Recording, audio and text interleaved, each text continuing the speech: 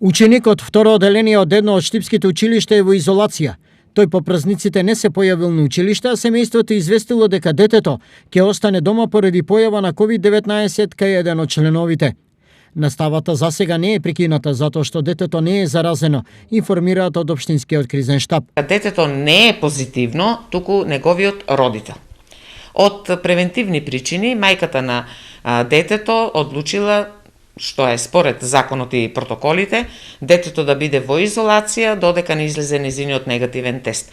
Понатаму во училиштето се следи состојбата, учениците од тоа оделение немаат физичко мешање со другите ученици од другите оделенија и ќе ги чекаме натаму сите протоколи кои ги припишува Центарот за јавно здравје. Од денеска во изолација се и директорката на детската градинка Вера Цирвири Трена Совка Атанасова и незиниот сопруг Тони Атанасов, раководител на територијалната противпожарна единица Штип.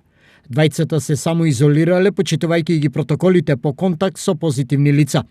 Ниту кај едниот од нив досега не се појавени никакви симптоми, но тие сепак дома ќе останат 14 дена од превентивни причини. Сомнеш за инфекција со COVID-19 има и кај уште еден лекар, специјалист од клиничката болница Штип.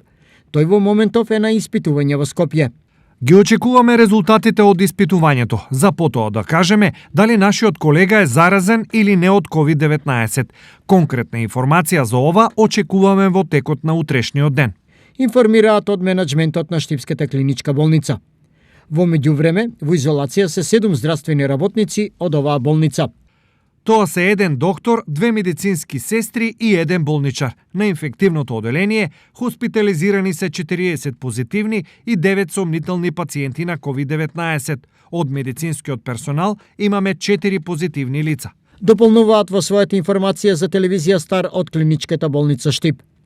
Денеска истокот регистрира 8 новозаболени пациенти со COVID-19, од нив 3 се во Кочани, по 2 во Виници и Свети Николе и 1 во Делчево. Бројката делова смирувачки, но таа не се поврзува со ставање на состојбата под контрола, туку со помалку направени тестови. Токму поради ова, од Комисијата за заразни болести размислуваат за воведување на дополнителни рестриктивни мерки во делот на работното време на институциите и локалите. Во зависност од актуелната состојба и епидемиолошката слика на земјава, можеби ќе размислиме евентуално за намалување на работното време, но не само на кафеаните и угостителските објекти, туку скратувањето на работното време размислуваме да биде за сите, и пекарници, и рестораните за брза храна, и маркети и молови. Ова би било со цел да не се чувствуваат дискриминирани едните или другите. Велат од Комисијата за заразни болести.